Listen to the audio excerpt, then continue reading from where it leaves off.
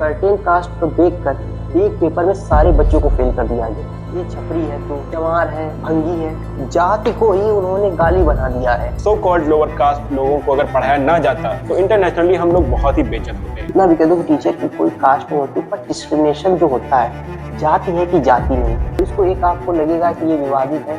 भारत गंदा भी इसलिए है क्योंकि कुछ लोगों ने पढ़ना चालू कर दिया है। ये रिजर्वेशन है तभी तो जातिवाद है। मनोवाद की छाती पर बिरसा फुले। नमस्कार दोस्तों, मैं हूं सुगम और मेरे साथ है वेदांत। और पिछले पॉडकास्ट में हमने बात की एथिज्म के बारे में और इस पॉडकास्ट में हम बात करेंगे रिजर्वेशन के बारे में, जो कि भारत का एक बहुत ही बड़ा मुद्दा है। जी दोस्तों, आज के परिप्रेक्ष्य में जो इतने मुद्दे आ रहे हैं उसमें से आज आता है कि आरक्षण बिल्कुल भारत में बहुत बड़ा, भारत विश्व गुरु इसलिए नहीं बन पा रहा है क्योंकि भारत में आरक्षण है। तो कहाँ तक आप सही हैं या फिर कहाँ तक आप भी इसमें अपना मत रख सकते हो, क्या ये बात सही है, उन विषयों पे हम बात करने जाते हैं। अब जैसे कि आता है आरक्षण, अब आज के लोग जो है इस आरक्षण पे बोल देते हैं कि आरक्षण खत्म कर देना चाहिए, इस चीजों को कि वो 10 साल के लिए जो दिया गया था उसको हटा देना चाहिए। तो मैं पहले ये बताना चाहता हूँ कि 10 साल का जो आरक्षण था वो राजनीतिक आरक्षण दिया गया था, वो संस्था के क्षेत्रों में, पढ़ाई के क्षेत्रों में शायद नहीं दिया गया था। तो उन चीजों को समझने की जरूरत है कि हमारा जो था वो लेजिस्लेचर में दिया गया था, एग्जीक्यूटिव में नहीं। तो उन चीजों को आगे बढ़ते हुए इन चीजों को हम आपके साथ साझा करना चाहते हैं। तो सबसे पहले मैं आपसे प्रश्न करना चाहूंगा कि आरक्षण है क्या, क्योंकि कई बार लोगों को यही नहीं पता होता है कि आरक्षण की शुरुआत कैसे हुई, आरक्षण का मेन मोटिव क्या है और आरक्षण जैसी चीजें किन लोगों के लिए है। तो आप हमारे दर्शकों को ये समझा दें एक बार। आरक्षण का ये मतलब होता है कि लोगों के अंदर गैर बराबरी का खत्म करना।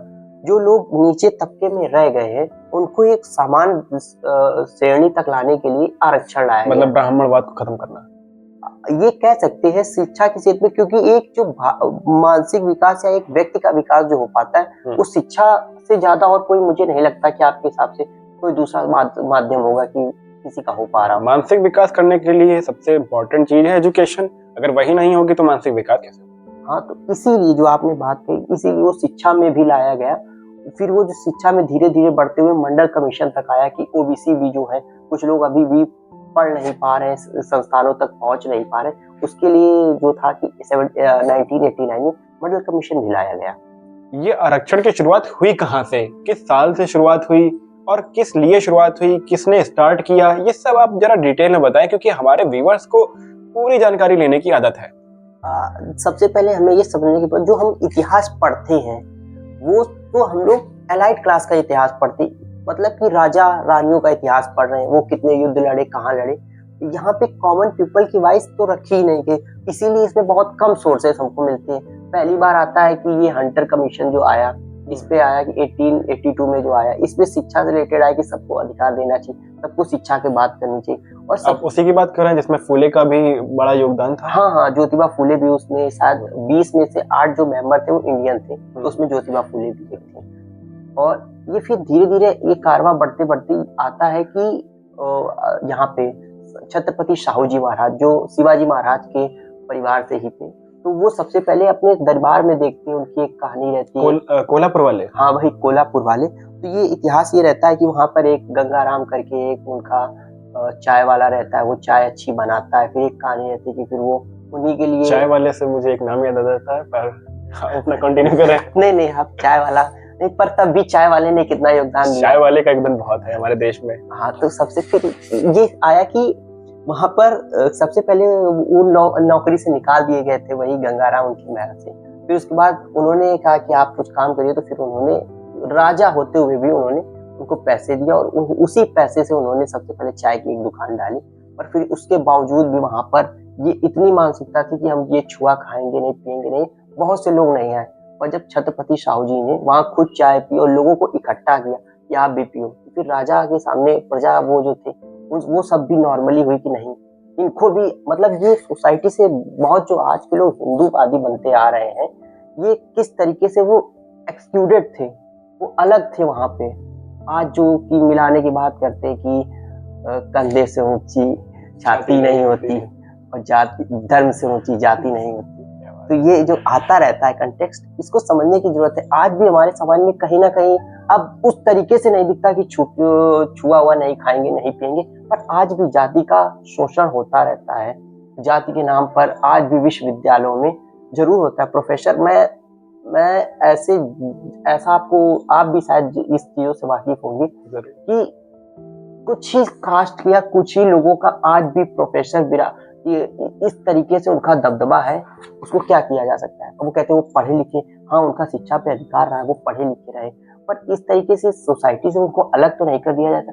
अगर डेवलप्ड नेशन की बात आती है, डेवलप्ड हम लोग कैसे बन पाएंगे जब भारत का हर एक व्यक्ति पढ़ पाएगा ना, इक्वल रिप्रेजेंटेशन होगा सोसाइटी में हर एक व्यक्ति का, तभी तो हम आगे बढ़ पाएंगे। हाँ, यही आपने जो कहा, और सबसे और उससे भी ज्यादा अगर हम लोग उसको बढ़ाएंगे, अगर मैं आपसे एक डाटा पूछना चाहता हूँ कि भारत में सबसे पहले कास्ट सेंसस कब हुआ? भारत में सबसे पहले कास्ट सेंसस होता है 1881 में, जो कि और उस समय भारत की जो जनसंख्या थी कितनी पढ़ी लिखी थी? उस समय बड़े शॉकिंग फैक्ट्स आते हैं, क्योंकि उस समय पुरुषों की संख्या, मतलब अगर हम सभी पुरुषों को अलग कर दें महिलाओं से, तो उसमें 6% पुरुष केवल पढ़े लिखे थे। मतलब ये भी नहीं कि सारे ब्राह्मण ही पढ़े लिखे हो या फिर सारी, ऐसा भी नहीं था, केवल 6% लोग पढ़े लिखे थे। और महिलाओं में तो 0.3%, मतलब 3% भी नहीं, 0.3%। और टोटल पॉपुलेशन अगर जोड़ें तो केवल 3 और 4% के बीच में ये मामला सेटल हो जाता है। और उसी में मैं एक क्वेश्चन और पूछा, तो उसमें दलित कितने पढ़े लिखे? दलित का तो कोई फैक्ट ही नहीं आता है। उस सेंसस में दलित का कोई भी मेंशन था ही नहीं। कास्ट के हिसाब से उन्होंने लिटरेसी रेट गिने ही नहीं। और ये आप ये समझ सकते हैं कि कितनी तरीके से वो लोग शिक्षा से, और शिक्षा ही एक माध्यम होता है कि व्यक्ति का विकास हो पाए। अब जब आपसे मैं ये प्रश्न पूछना चाहता हूँ, और अगर भारत के इस हिसाब से देखा जाए कि भारत में पढ़ेगा कौन, आप बताइए। भारत में अगर भारत के लोगों की मानसिकता के हिसाब से देखा जाए तो नहीं, मानसिकता तो आप छोड़िए, भारत में जो कहा जाता है 4 वर्णों के हिसाब से, उसमें कौन पढ़ेगा? 4 वर्णों के हिसाब से तो केवल टॉप हायरार्की पर जो लोग हैं, ब्राह्मण जिन्हें कहते हैं, जो खुद को सो कॉल्ड अपर कास्ट बताते हैं, केवल वही पढ़ने के काबिल है और पढ़ाने के काबिल। और छत्री भी पढ़ेगा? हाँ, छत्री को भी एक काम दे दिया है उन्होंने कि वो केवल हमारी रक्षा करेंगे, और पढ़ भी सकते हैं, पर मेनली उनका काम, क्योंकि वो एक सेक्शन को डिवाइड करना चाहते हैं और सबसे ऊपर खुद को ही बताना चाहते हैं। और उसके बाद आते हैं, अगर हम लोग शूद्र की बात करें, अगर शूद्र देखा जाए वो तो पढ़ भी नहीं सकता। और उसके बाद उसकी पॉपुलेशन कैसी रही है? उसकी पॉपुलेशन तो इन सब में से सबसे ज्यादा ही रही है। 1881 में शूद्र की पॉपुलेशन, या फिर हम कहें दलित की पॉपुलेशन 45 लाख थी इन इंडिया। अब बताइए, और भी जितने लोग पढ़ रहे हैं या सेवा कर रहे हैं, जो पढ़ा या पढ़ रहे हैं, उनकी पॉपुलेशन में तो उतने तो नहीं होंगे, 45 लाख तो नहीं होंगे, कम।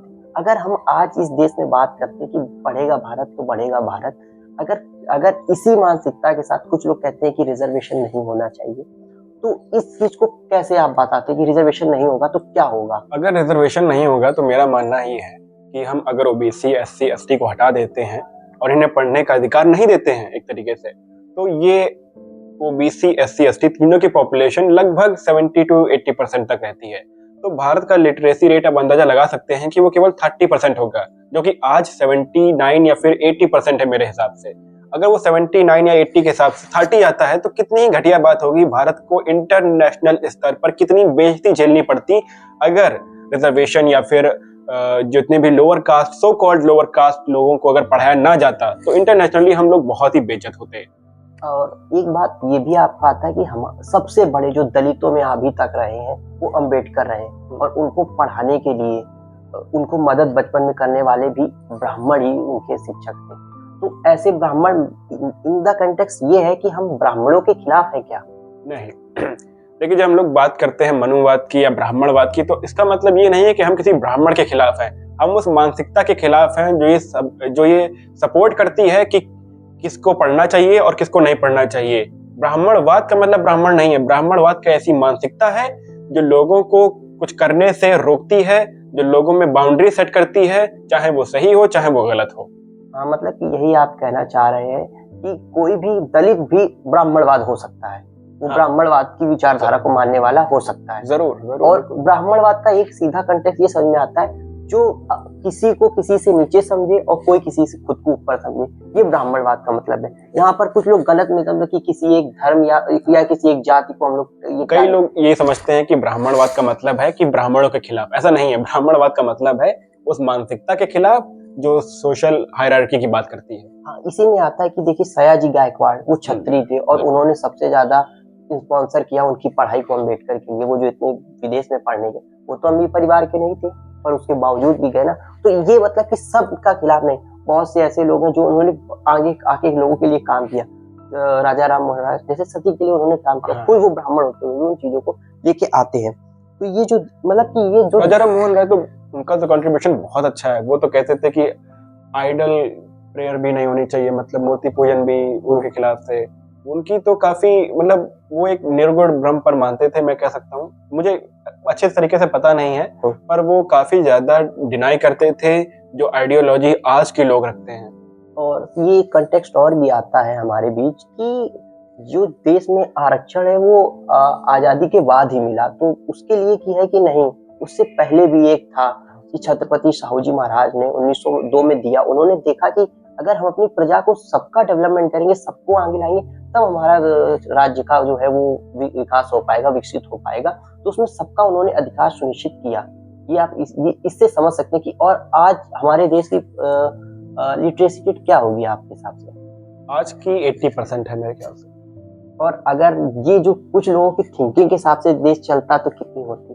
तो ये 25 to 30% होती है अगर हम सभी रिलीजन्स को मिला लेते हैं। तो मैं तो यही कह रहा हूँ कि बहुत बेइज्जती होती इंटरनेशनली कि अगर इंडिया की पॉपुलेशन में केवल इतनी बड़ी वास्ट पॉपुलेशन में केवल 30% लोग पढ़े लिखे हैं। और उससे भी ज्यादा मुझे मैं इसको क्यों समर्थन करता हूँ आरक्षण का या इन चीजों का, कोई और दूसरा रास्ता नहीं था इतनी बड़ी जनसंख्या को मुख्य धारा से जोड़ने का। इसमें तो आप ये समझ सकते हैं कि किस तरीके से हमको उस मुख्य धारा से, जिसकी जगह कहते हैं 100 में 90 शोषित है, शोषितों ने ललकारा है, धन धरती और राजपाट में 90 भाग हमारा है। ये चीजों का रहता है कि उनका रिप्रेजेंटेशन भी होना चाहिए।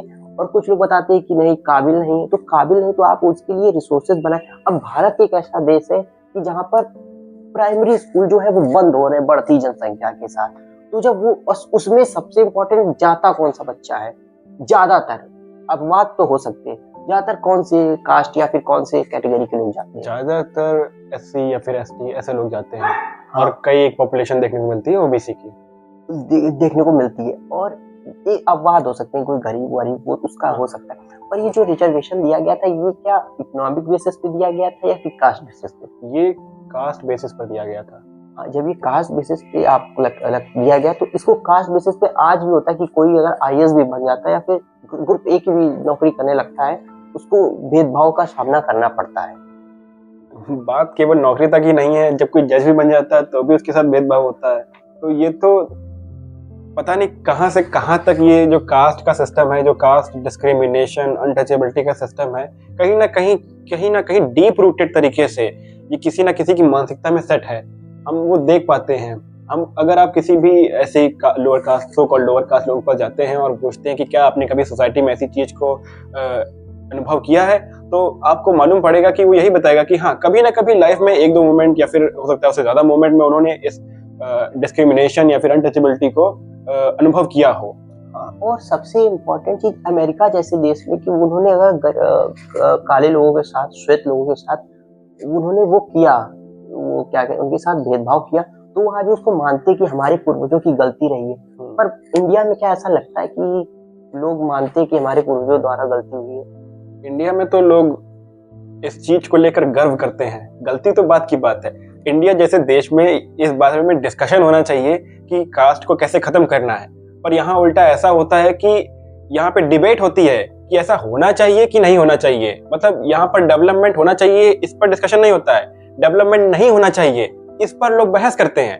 अब ऐसे भारत में मैं तो नहीं सोच पाता हूँ कि डेवलपमेंट कैसे हो पाएगा। वही मतलब आप कहना चाहते हैं कि जो चीजें अपने देश को अगर बढ़ाना है तो जो चीजों को शोषितों को मिल रही है उस पर डिबेट नहीं, उस पर डिस्कशन होना चाहिए कि और अच्छे तरीके से कोई भी देश में उस समय जो अपनी जो मानसिकता है, जो भेदभाव नीति की जो मानसिकता है, इससे दूर इसको कम करना है, उसको दूर करके आगे बढ़ाना है।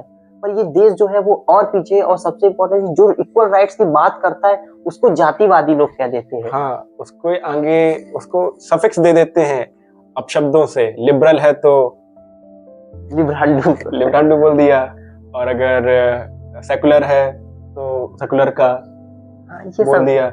ऐसे अपशब्दों का प्रयोग करते हैं अगर कोई सही मानसिकता रखता है। तो इस देश में सही मानसिकता रखना आपके लिए अब गाली बन चुकी है। ये लिबरल होना सबसे बड़ा इस देश में गाली है कि आप लिबरल नहीं बन सकते। जबकि भगत सिंह एक लिबरल थे। हाँ, और वो तो कम से कम वो तो धर्म को कहते हैं कि मैं क्यों एथीस्ट हूँ, उस पे तो उन्होंने एक किताब तक रखी। वो तो सीधे सीधा नास्तिक हैं, तो उनकी तो बात ही अलग है। और पर अगर आज भी अगर प्राइड रहेगा लोगों के अंदर जाति का, तो फिर किसी को तो उसका सामना करना पड़ेगा और किसी को उसको आगे लाके करना पड़ेगा। देखिए, प्राइड की आपने बहुत अच्छी बात कही कि प्राइड तो किसी भी चीज में नहीं होना चाहिए। मेरा मानना है कि ना आपको कास्ट को लेकर प्राइड करना चाहिए, ना आपको अपनी रिचनेस को लेकर प्राइड करना चाहिए। प्राइड किसी भी चीज में नहीं होना चाहिए, और अगर प्राइड नहीं होगा तो सोसाइटी बहुत अच्छी बन सकती है। और अगर आप प्राइड करना भी चाहते हैं तो फॉल्स प्राइड मत कीजिए। फॉल्स प्राइड से मेरा मतलब है जैसे कि आप अपनी किसी ऐसी अचीवमेंट पर गर्व करते हो जो जिसमें आपका कोई योगदान नहीं है। आप किसी से पैदा हो गए, आप किसी फैमिली में पैदा हो गए, इसमें आपका क्या योगदान? आप अगर किसी फैमिली में पैदा होते हैं, मान लीजिए आप ब्राह्मण हैं, और आप अगर किसी ब्राह्मण फैमिली में पैदा होते हैं तो इसमें आपका क्या योगदान है? इसमें तो आपके मदर और फादर का योगदान है, इसमें आपको कोई योगदान नहीं है। हाँ, वो तो ऐसे ही रेस का या फिर कलर का, जो ब्लैक एंड व्हाइट। और एक और भी आपको ये सुनने को मिलता होगा कि ये देश में ये जो दिया गया आरक्षण या फिर जो दिया गया है, इस पे मुझे ये लगता है कि सरकार एक जो होती है कि सोशल जस्टिस की बात करे, और जो लोग गरीब रह गए उनको अपलिफ्टमेंट की बात करे, उसके लिए कुछ प्रावधान या फिर कुछ पैकेज अनाउंस करती है। और ये भारत जैसा देश है जिसमें गवर्नमेंट जॉब के लिए 3 या 4% भारत में गवर्नमेंट जॉब है, बाकी 96% तो खुला पड़ा है मेरिट के लिए। और लोग कहते हैं कि हम डेवलपमेंट नहीं कर पा रहे, हम भारत विकसित नहीं हो पा रहा क्योंकि जात है और आरक्षण है। और मैं तो ये कहता हूँ कि अब आपने एक उदाहरण देखा होगा गलगोटिया यूनिवर्सिटी का। अब वो तो प्राइवेट है। मैं कह रहा था कि अगर हम लोग गवर्नमेंट की वजह से नहीं, हम आरक्षण तो गवर्नमेंट सेक्टर में, अगर उसकी वजह से डेवलपमेंट नहीं कर पा रहे हैं, विकसित नहीं हो पा रहे हैं, तो फिर कम से कम प्राइवेट यूनिवर्सिटीज तो कम से कम कर देती। उनको अपना बताते हैं 300 करोड़ रुपए हमने एआई में लगा दिया, और वो 2-2.5 लाख का वहां से चाइना से कुत्ता लेके आते हैं और उस पे वो कर रहे हैं। बताइए, अगर ऐसा ही अगर भारत कर पा रहा तो भाई तो प्राइवेट सेक्टर भी खुल गया है। अभी तो प्राइवेट सेक्टर में भी नहीं, उसमें भी तो ये होता है कि आपको कास्ट देख के रिफर किया जाता है, आपको कास्ट देख के पोजीशन दी जाती है। यहाँ तक तो एआई भी यहाँ पे अगर आपके साथ डिस्क्रिमिनेशन वाली बात करता है, एक लोअर कास्ट का व्यक्ति है, एक अपर कास्ट का है, एक ओबीसी कास्ट का बच्चा है, अगर तीनों का एक्सीडेंट हो जाता है तो आप किसको बचाना पहले प्रेफर करेंगे? तो एआई जवाब देता है कि हम अपर कास्ट के बच्चे को बचाना जरूरी समझेंगे। और ऐसे ही कुछ समय पहले एक एक्सपेरिमेंट हुआ था जिसमें एक व्यक्ति ने एआई को 4 नाम दिए। वो ग्रॉक था जिसको उसने 4 नाम दिए। एक व्यक्ति ने एक का नाम दिया राजेश, कोई ब्राह्मण कास्ट ले लेते हैं, राजेश शर्मा, और एक नाम ले लेते हैं राजेश अग्रवाल बनिया, एक नाम ले लेते हैं राजेश जाटव जो कि एक चमार कैटेगरी से आते हैं, और एक कोई नाम ले लेते हैं राजेश ठाकुर। तो इन सब के नाम में एआई से पूछा गया कि अगर हम 4 नौकरी डिस्ट्रीब्यूट करना चाहते हैं, डॉक्टर की या फिर बिजनेस की या फिर सफाई कर्मचारी की या फिर आर्मी की, तो आप कैसे डिस्ट्रीब्यूट करोगे? ग्रॉक ने कास्ट को मद्देनजर रखते हुए, मतलब एआई भी अब कास्ट बेस्ड डिस्ट्रीब्यूशन कर रहा है जॉब्स में। उसने कहा कि हम शर्मा को डॉक्टर बनाएंगे, जाटव को हम लोग टॉयलेट क्लीनर बनाएंगे, और ठाकुर को हम लोग आर्मी में भेजेंगे, और अग्रवाल को हम लोग बिजनेस कराएंगे। तो ये क्लियर जो कास्ट बेस्ड डिस्क्रिमिनेशन हम लोग को देखने को मिल रहा है। और ये देखने को इसलिए मिल रहा है क्योंकि जो वेबसाइट्स हैं, ये जितने भी पहले से जब एआई आया तो वो जब स्टडी करता है तो वो स्टडी कर रहा है उन वेबसाइट से जो ऑलरेडी किसी ब्राह्मणवादी इंसान ने बनाई हैं। तो वो भी डेटा वही ले रहा है जो गलत है, जो बेस्ड है, जो बायस्ड है, वैसा डेटा एआई को मिल रहा है, तो वो भी वही बताएगा, क्योंकि एआई एक लर्निंग सिस्टम है, इसीलिए हम उसको मेटा एआई कहते हैं। और अभी आपने ये जो एक सर है जो यूपीएससी का शायद इंटरव्यू लेते हैं, उन्होंने सबसे पहले इस बात का जिक्र किया था। उन्होंने जिक्र किया था तभी लोगों ने उस पर एक्सपेरिमेंट किया। हाँ, उसके बाद किया तो ये देखिए कितना कि आज का इतना मॉडर्न कि हम कहीं पर भी नहीं है, हम इस बात को नहीं मानते। मेरिट की बात करता है वो, मेरिट की बात करता है। आप मेरिट में हमेशा आगे ही रहेंगे क्योंकि आपके पास उस संसाधन रहे हैं।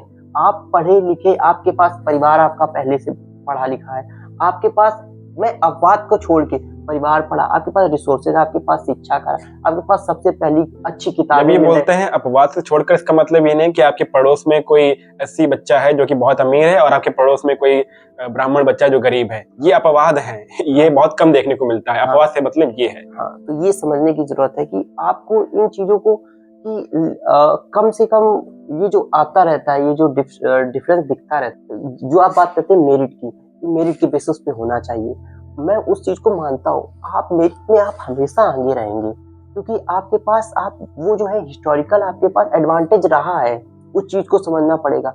और कि आपके पास पहले से, मैं इस चीज को पहले से कि इसलिए कह रहा हूँ, अपवाद हो सकते हैं कहीं पर भी, पर पहले से आपके पास अच्छी शिक्षा रही है, अच्छे खाने को रहा है, अच्छा वहाँ पे कोई कोई आपके पास जीविका के लिए कोई उसमें रोज परेशानी नहीं आ रही है।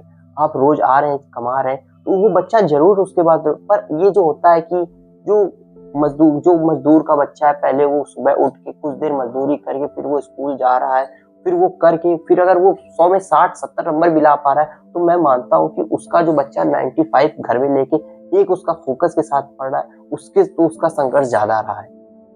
इन चीजों को समझते हैं। अब जैसे कि आ जाता है कि ये देश डेवलपमेंट किस तरीके से आपके हिसाब से लगता है कि कर पाएगा, या फिर रिजर्वेशन मिलने से कुछ फायदा हुआ? देखिए, रिजर्वेशन मिलने से ये फायदा हुआ कि जो लिटरेसी रेट में जो स्पाइक देखने को मिले हैं हमें, अगर हम इक्वल डिस्ट्रीब्यूशन नहीं लेके चलेंगे सोसाइटी में, मैं इक्वल प्रॉपर्टी डिस्ट्रीब्यूशन की बात नहीं कर रहा हूँ, नहीं तो तुम वो लेके बैठ जाओगे। मैं बात कर रहा हूँ इक्वल डिस्ट्रीब्यूशन ऑफ एजुकेशन की बात कर रहा हूँ।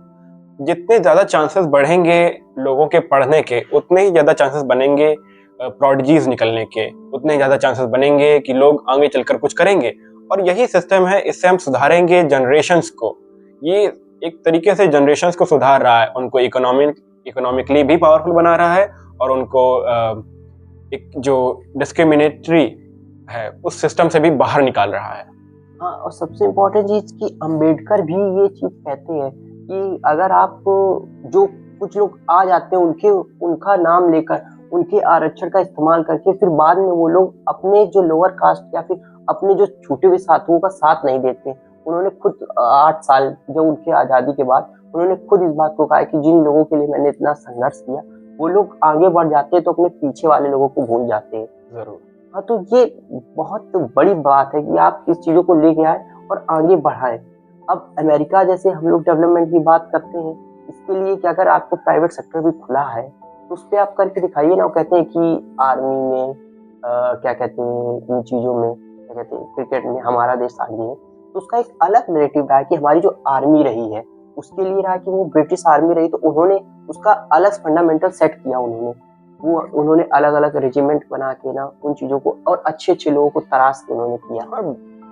बड़ा कंट्रोवर्शियल स्टेटमेंट है, पर भारत में क्रिकेट को जितना बर्बाद किया है उतना किसी और स्पोर्ट ने नहीं किया है। हाँ, ये भी कह सकते हैं कि अब वो निकल के आ रहे हैं, और वो सबसे एक आप चीजें कि वेल्थ डिस्ट्रीब्यूशन की जो बात आती है कि किन जातियों के पास कितना है। अभी सिर्फ बिहार का आया था कि अपर कास्ट के पास 50-60% वेल्थ है, लैंड होल्डिंग है।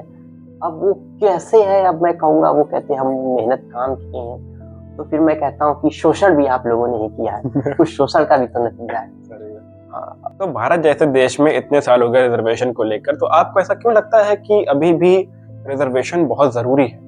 क्योंकि देखिए सबसे पहले संस्था पे जो टीचर है, उनको कितना भी कह दो कि टीचर की कोई कास्ट नहीं होती, पर डिस्क्रिमिनेशन जो होता है, जाति है कि जाति नहीं, ये जो आपने टर्म सुना, वो अभी भी हो जाता है कि जो फेल करने वाले PhD लेवल में भी आपकी थीसिस जो है वो नहीं पब्लिश होने देते हैं, या चीजों को अभी भी अगर आप पढ़ रहे हैं, आप अगर अपना शून्य आइडियोलॉजी लेके चल रहे हैं, तो आपकी वो बात आपकी जी में जी हुजूरी कर रहे हैं तो मानते हैं। पर आपको अगर सवाल पूछते हैं, कभी आप अगर सोशल जस्टिस की बात करते, आप बात करते कॉमन पीपल की, तो दिक्कत आती है।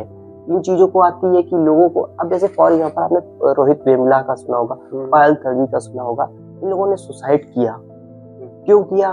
अब आप इसके लिए कि एक जो पेपर था, एक तो रिपोर्ट आई थी 2013 में कि एक बच्चे एमबीबीएस में सर्टेन कास्ट को देखकर एक पेपर में सारे बच्चों को फेल कर दिया गया।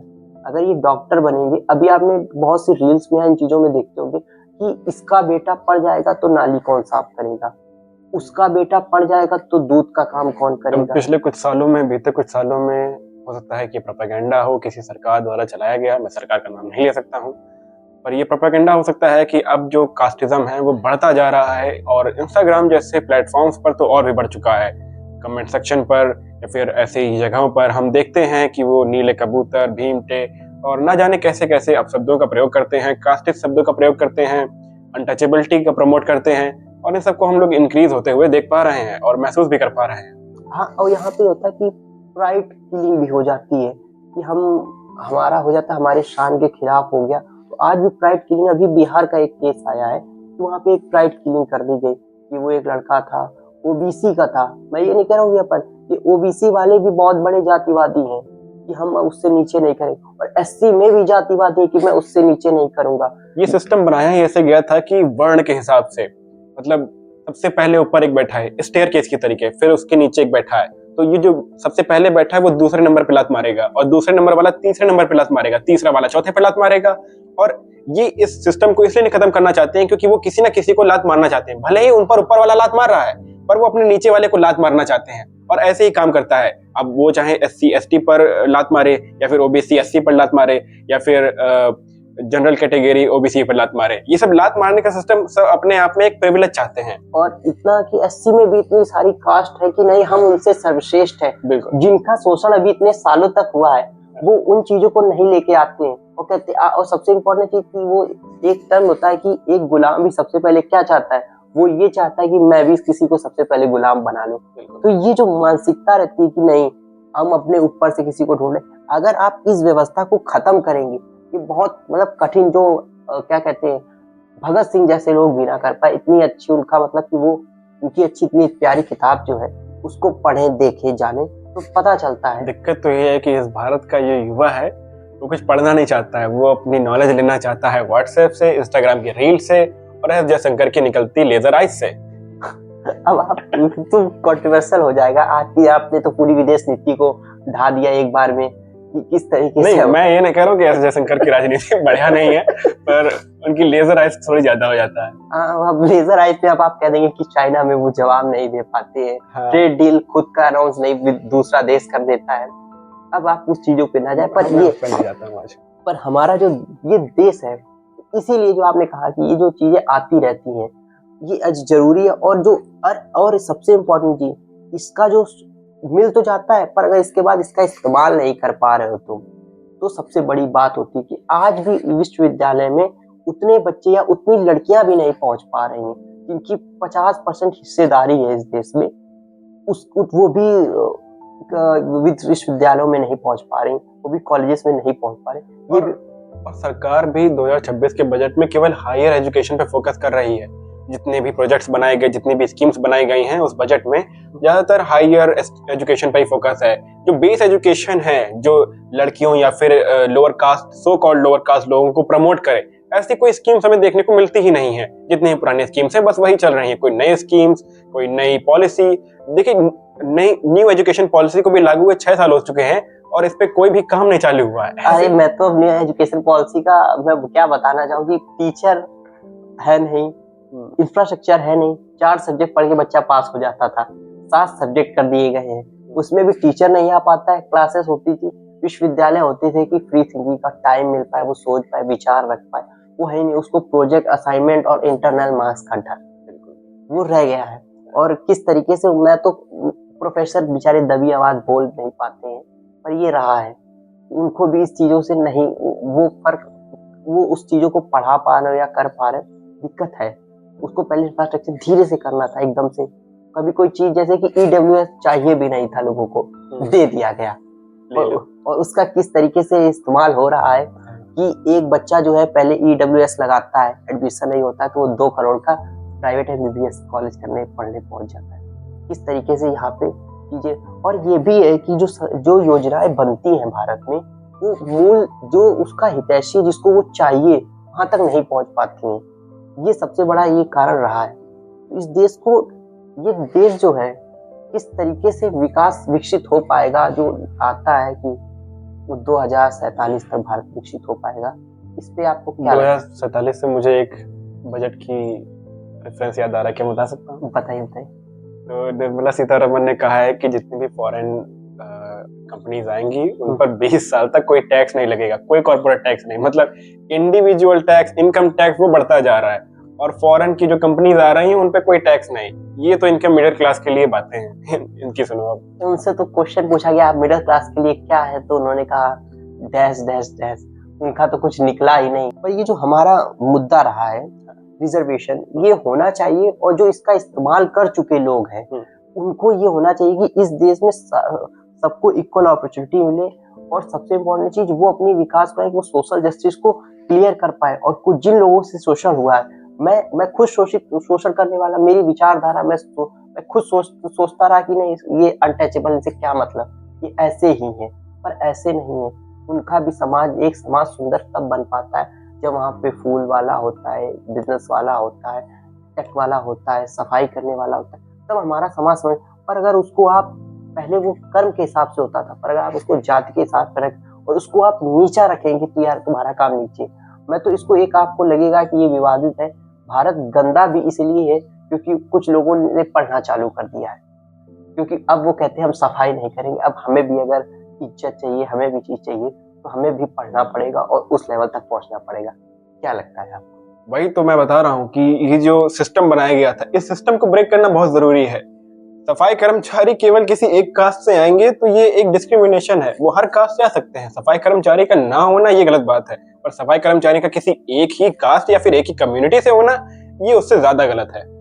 और सबसे इम्पोर्टेंट चीज कि आज भी भारत जैसे इतना एआई की सबमिट कराने वाला देश, और आज भी वो अपने गटर में लोगों को उतारता है। एआई की समझ भी बहुत अच्छी हो रही है, उस पर मैं बात नहीं करना चाहूंगा, पर गटर वाली बात। पर वही कि गटर में भी एक कास्ट के लोग ही जा रहे हैं, जिनको कहते हैं कि भंगी, और उसके लिए तो आज कोई, वो तो जैसे कि छपरी एक कास्ट नहीं थी, ये एक छप्पर रखने वाली एक जाति थी, उसको इतना इतना नीचा, ये छपरी है तो चमार है, भंगी है, जाति को ही उन्होंने गाली बना दिया है।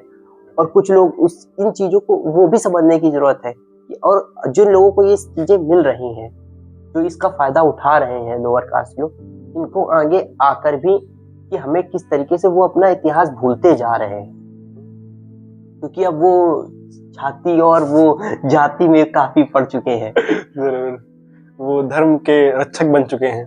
और मैं सीधा एक यूजीसी आया, हिंदू हृदय सम्राट से कुछ लोगों ने उनकी जाति बता दी थी।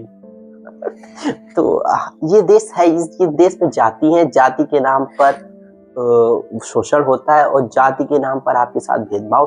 पर एक आर्ग्यूमेंट आता है हम लोग को जातिवादी लोगों से कि रिजर्वेशन है तभी तो जातिवाद है। आप इसके बारे में क्या कहना चाहेंगे? मैं कहूंगा जातिवाद है, जाति है इसीलिए शोषण है, तो कैसा लगेगा?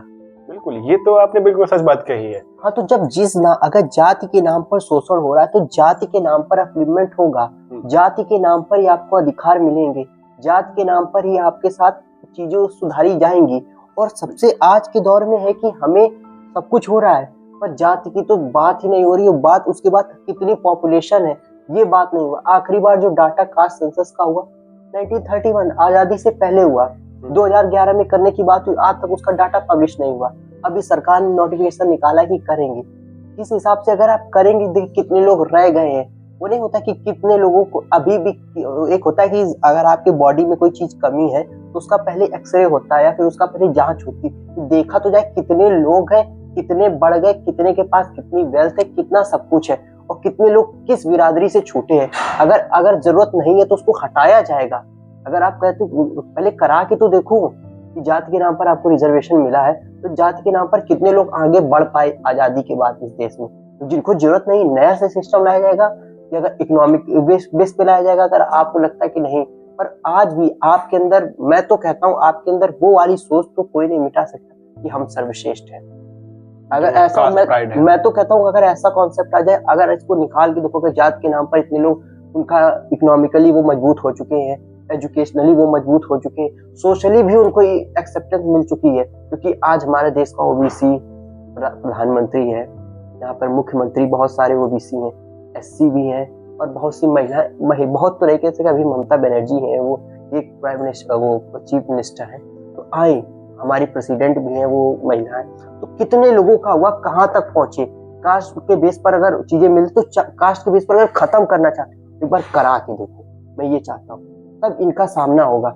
ये चिल्लाते रहते हैं कि जाति के नाम पर आपको इतना सब कुछ मिल रहा है, अगर इन लोगों से पूछ दिया जाएगा कि आप लोगों के प्रोफेसर कितने यूनिवर्सिटीज में हैं, कितने पढ़ा रहे हैं, कितनी चीजें हो पा रही, कितना आपका वेल्थ पे राइट है, तो सामने आ जाए ना, वो डाटा सामने आ जाए, चीजें खत्म हो जाएंगी, डाटा आ जाएगा, सब चीजें खत्म हो। तो इसीलिए इन चीजों को आप गुमराह किया जाता है, चिल्लाया जाता है कि अब जो एक सूत्रधार बांधा जाता है, इतने सालों तक तो शोषण किया गया, कुछ तो अब क्यों इकट्ठा करना। पहले कहता हूँ कि पहले लोगों को, जंगल के लोगों को आज हिंदू सीधा मान लिया जाता है, आदिवासी, वो तो कभी कभी मानने को तैयार नहीं होते, वो कहते मैं आदिवासी हूँ। बिल्कुल बिल्कुल, आपने देख रखा होगा। तो इन चीजों को जो लेके आते हैं, तो ये जबरदस्ती की बातें हैं, और अगर इसका डाटा निकल के आए, अब डाटा पे बात होती है, इतना है, एआई आ गया, डाटा, सारी वॉर जो है वो डाटा पे हो जाती है, किसके पास कितना डाटा है, उस डाटा के हिसाब से अगर चीजें आ रही, सारी चीजें सच का सच सामने आ जाएगा। तो यही डाटा लाने से या फिर डाटा पढ़ने से डरती है ये जातिवादी संगठन या फिर ब्राह्मणवादी संगठन, ये डरते हैं। हाँ, अगर ये बिल्कुल, मैं कहता हूँ बिल्कुल खत्म ही हो जाएगा। मैं कहता हूँ कि अगर अब कोई किसी के, चलो अब तो मैं, कोई कहता है कि मैं पानी पी लेता हूँ, मैं वो नहीं बोलता, मैं उनके साथ भी रह लेता हूँ। जो ये आपका उनका है ना, यही एक जातिवादी है, कि उनको पहले आप इक्वली ह्यूमन की तरह तो ट्रीट नहीं करते, वो ह्यूमन है, मैं उनके साथ भी खा लेता हूँ, मेरे जैसे कि किसी जानवर साथ ट्रीट करते हैं कि मैं जानवरों के साथ भी रह लेता हूँ। हाँ, मैं जानवरों के साथ भी प्रेम करता हूँ, मैं कुत्ते को नहीं मारता हूँ, मैं उसको प्रेम करता हूँ, मैं बिल्लियों को नहीं भगा देता हूँ, मैं उनके साथ रहता हूँ, इस टाइप का जो बात करते हैं, मैं उनके साथ भी करता हूँ। अगर ये खत्म ही हो जाए, क्योंकि कहते लोग कहते हैं कि मेट्रोपॉलिटन सिटीज में खत्म हो गया, तो गाँव में भी खत्म हो जाए। मैं कहता हूँ, आप अगर मैं कहता हूँ कि अगर आप एक हिंदू राष्ट्र बनाने की बात करते हैं, मेरा क्वेश्चन है, अगर आप एक पहले हिंदू गांव बना के बात करें, सिर्फ एक हिंदू गांव बना दें। हिंदू गांव तो हमें कई देखने को मिलते हैं, और हमें देखने को मिलता है कि अभी रिसेंटली एक केस आया था जिसमें एक पत्रकार ने बताया कि एक दलित लड़के ने एक मटके को छू लिया, पानी वाले मटके को छू लिया और उसे जान से मार दिया। ये है एक ऐसा राज्य जहाँ पर जातिवाद है। मैं ऐसा नहीं कहूंगा ये हिंदू राष्ट्र है या फिर वो हिंदू गांव है, पर वहां पर जातिवाद था, क्योंकि जातिवाद आज भी है, और इसके एग्जाम्पल, इसके केसेस हमें आज भी देखने को मिल रहे हैं। अरे अभी एक यादव जी थे, वो सोच रहे थे कि मैं थोड़ा कदम बढ़ाता हूँ, भाईचारा निभाता हूँ, ब्राह्मण जो काम करते हैं वो कथा वथा सुनाता हूँ, तो फिर उनको झुला दिया गया, उनको पकड़ के ऐसे चुटिया झुला दिया गया कि झूलिए आप। वो आपने मीम सुनी, सुबह से रात से मारना चालू किया और सुबह तक मारा, वो वही यादव जी है। वो मारे गए। और आप इसका, पर एक अभी आया है बीबीसी की तरफ से कि महाराष्ट्र के एक गांव है, वो जाति मुक्त हुआ है, कि वहां पे जातिवाद नहीं होता है, और सबसे पहले ये जो पहल जो की है वो अपर कास्ट के लोगों ने की है, कि वहां के साथ नहीं करें ये चीजें। उसका कितना बढ़िया इम्पैक्ट है, वहां पे हर गांव में हर जगह सीसीटीवी कैमरे लगा। मैं तो ये कहना चाहूंगा, साउथ इंडिया में काफी अच्छे स्टेप भी लिए जाते हैं। साउथ इंडिया में पेरियार का भी काफी नाम है कास्टिज्म के अगेंस्ट में रहने में, और तमिलनाडु में तो मेरे ख्याल से बहुत ही अच्छा रिफॉर्म है कास्टिज्म को लेकर। हाँ, और नहीं, जैसे कि आप देखते कि सबसे बड़ा हिंदू कौन, सबसे अच्छी, देखिए अगर आप बात करते हैं कि सबसे ज्यादा अच्छे टेम्पल्स जो पुराने मिलते हैं वो साउथ के साइड काफी मिलते हैं। बिल्कुल बिल्कुल। और क्या वो हिंदू नहीं है क्या? पर वहां पर भी चीजें आती है ना, कि उन चीजों को आगे बढ़ाने का काम करते हैं। कई बार ऐसा देखने को मिलता है कि साउथ सही में यूनिटी इन डाइवर्सिटी है। वहां पर 50 मीटर की दूरी पर मंदिर है, 50 मीटर की दूरी पर मस्जिद है, और 50 मीटर की दूरी पर चर्च है। वहां एक एक्चुअल यूनिटी इन डाइवर्सिटी मिलती है, जो कि शायद हमें नॉर्थ इंडिया में इतनी ज्यादा देखने को नहीं मिलती है। हाँ, ये है। और इसी तरीके से ये देश, मैं कहता हूँ डाटा पे अगर बातें हो जाए, कि डाटा पे हो जाए कि अगर आपको इतना सब कुछ मिल गया है, इतना भेदभाव हो रहा है, डाटा के हिसाब से कैटेगराइज कर लीजिए, नई कोई आप कॉम बनाइए, फिर इकोनॉमिकली करा लीजिए, जात का ये प्रोसेस ही हटाइए, अगर डाटा उस हिसाब से निकलता है तो। हाँ, कि आप वो लोग इतना अपलिमेंट उनका हो गया है। अगर हो गया होता तो फिर मैं कहूँगा 80 करोड़ 80 करोड़ लोगों को राशन रोजगार, देने की जरूरत राशन देने की जरूरत ना पड़े। सो स्मार्ट सिटीज की बात करने वाले लोग 2 करोड़ रोजगार देने की हर साल बात करने, अगर इतना वो लोग कर लेते ना, आज मैं सच में कहता हूँ 2014 से पहले जो लोग ये बात करते थे उनकी बात में दम लगता था, वो तो नया भारत बना देंगे। पर पता नहीं अब पुराना भारत अच्छा लगने लगा है। मूवीज में भी अब हमें ये प्रोपेगेंडा देखने को मिलता है हाँ, कि मूवीज में भी प्रोपेगेंडा देखने को मिलता है। हाँ, अगर कुछ तो ये तो नहीं कह सकता कि बिना आग के धुआं नहीं उठता, कुछ ना कुछ हुआ होगा, पर उसको इस तरीके से इतना उस पे हजारों करोड़ रुपए लगा के उस चीजों को प्रोपेगेंडा बना देना, ये गलत होता है। देश में कहते, मेरा मानना है कि मैं प्रोपेगेंडा के खिलाफ नहीं हूँ कि तुम अगर प्रोपेगेंडा मूवी बना रहे हो तो बना लो, पर अपोजिशन के प्रोपेगेंडा मूवी भी चलनी चाहिए। या प्रोपेगेंडा नहीं, कम से कम एक असलियत ही दिखानी चाहिए। अब जैसे कि एक कास्ट के अगेंस्ट एक मूवी रिलीज हो रही थी जो फूले के ऊपर बेस्ड थी, उसको भी रुकवा दिया गया। तो मैं तो कहता हूँ कि अगर फिर उसके बाद वो आई, हाँ, पर उसमें काफी सारे सेंसर्स लग गए, हाँ, सीन्स कटवाए गए। तो मैं ये नहीं कह रहा हूँ कि आप अपनी मूवीज मत निकालो, पर जो दूसरा निकाल रहा है आप उसकी मूवीज में भी कोई सेंसर मत करें। और आपको ये बात बहुत समझने में आप समझेंगे कि अगर कोई हिंदू मुसलमान के साथ बात वो कर रहा है, भेदभाव, हेट्रेड कर रहा है, वो हेट्रेड नहीं, पर आज हमारे कुछ लोग बताते हैं कि अगर आप जातिवाद करेंगे तो हेट्रेड बहुत फैल रहा है। तो आज ये क्या कह रहा हूँ कि अगर आप मुस्लिम के साथ हेट्रेड कर रहे हैं, तुम पाकिस्तानी हो, कोई भी चीज हो रही, कोई भी इशू, तुम पाकिस्तानी हो, पाकिस्तान चले जाओ, तो वो हेट्रेड कर रहे हैं, वो पॉजिटिव में लिया जा रहा है, वो आप समझेंगे वो पॉजिटिव में लिया जा रहा है। और मैं अगर कहता हूँ कि नहीं, अगर जात के नाम पर ये चीजें होती, जात के नाम पर एक ओबीसी वाला एससी के साथ भेदभाव करता है, उसका मुस्लिमों के बाद दूसरा नंबर कास्ट का ही है। हाँ, अगर आज तक करता है तो कुछ लोग बताने लगते हैं कि नहीं, उससे हेट्रेड फैलता है। अच्छी बात करो, अच्छी बातें करें। अगर आप इक्वल अपॉर्चुनिटी देने की बात करें, इक्वल आप राइट्स देने की बात करें, वुमेन राइट्स की आप बात करें। अब कुछ लोग आजकल तो मनुवाद की बात करने लगते हैं, मनुवाद, बहुत सी अच्छी चीजें बताने की, बहुत अच्छी चीजें, पर गलत चीज को तो आज तो यूनिवर्सिटीज में मनुस्मृति पढ़ाई जाती है। मैं कहता हूँ बहुत डीयू में पॉपुलर है मनुवाद की छाती पे बिरसा फुले अम्बेडकर, वो तो उसका वो जब अगर कोई आपका कोई बीमारी आ जाती है तो उसका वो इंजेक्शन लगाया जाए, एंटीडोट। अगर वो वायरस है कि मनुवाद हमेशा सर्वश्रेष्ठ रहेगा, तो एंटीडोट है मनुवाद की छाती पर बिरसा फुले अम्बेडकर। जैसे मनुवाद पढ़ा जाए उसी के सामने उसका पढ़ाया जाए, कॉन्स्टिट्यूशन भी अगर उसके पढ़ा दिया जाए ना, एक होता है पक्ष में, विपक्ष में, दोनों जो नैरेटिव है, अगर इसमें ये नहीं, अगर मनुवाद ही पूरी तरीके से पढ़ा दी जाए जो बिना इंटरप्रिटेशन के है, तो भी वो खुद को एक खंडन कर देगी। हाँ, वो खुद को कर देगी। और सबसे इम्पोर्टेंट चीज मैं ये कह रहा हूँ कि यहाँ पर मुस्लिम, अभी आपने स्कॉलर से देखा होगा, वो कहते हैं कि हमने भारत के संविधान को मान लिया, तो ये हमारी बहुत बड़ी बात है, हम शरिया चाहते हैं। और मैं इन लोगों से कहना चाहता हूँ, हर जगह जाहिलियत की बात पड़ी है, वो मनुवाद चाह रहे हैं, वो शरिया चाह रहे हैं, और इन सबसे बढ़ के उनको संविधान में इतनी ताकत, और महिलाएं अगर इन चीजों को विरोध, इनका समर्थन, अगर उसका संविधान का समर्थन नहीं करती, तो उनसे ये पूछो कि तुम्हारे धर्म ने तुमको क्या दिया। ये जितने भी धार्मिक लोग हैं वो खुद के ग्रंथ को इस तरीके से मानते हैं कि वो पूरी दुनिया है। और पता नहीं, जब महिलाएं इस चीजों को सपोर्ट करती हैं, चाहे वो इस्लाम की हो, चाहे वो क्रिश्चियनिटी की हो, चाहे वो हिंदुइज्म की हो, जब वो किसी रिलीजन को डिफेंड करती हैं, तो मुझे ऐसा लगता है कि चिकन केएफसी के सामने खड़े होकर ये बता रही है कि केएफसी बंद नहीं करना चाहिए। उसी तरीके से, और जो आज भी कहते हैं कि आरक्षण हट जाना चाहिए, मेरिट के बेस पे होना चाहिए, मेरिट के बेस पर अगर आप बात करने लगेंगे ना, तो आप ऐसे रहेंगे। अभी जो लोग पीछे हैं उनको डिस्क्रिमिनेशन के हिसाब से, या फिर वो पॉलिटिकल के हिसाब से, या फिर उनके साथ पैसे के हिसाब से, रिसोर्सेज के हिसाब से, वो वहीं छूट जाएंगे। नया कारवां चलता रहेगा, नया एक गुलामी का एक दायरा बन जाएगा।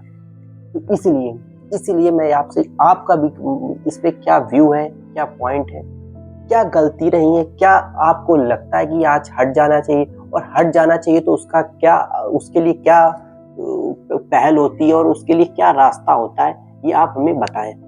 और आप इसके साथ एक बेटर सॉल्यूशन के साथ भी कम अप कर सकते हैं क्या आपको लगता है कि कास्टिज्म को हटाकर एक अच्छा सिस्टम लाने का कोई तरीका है? तो आप अपने सॉल्यूशंस कमेंट सेक्शन में जरूर बताएं। जय हिंद दोस्तों।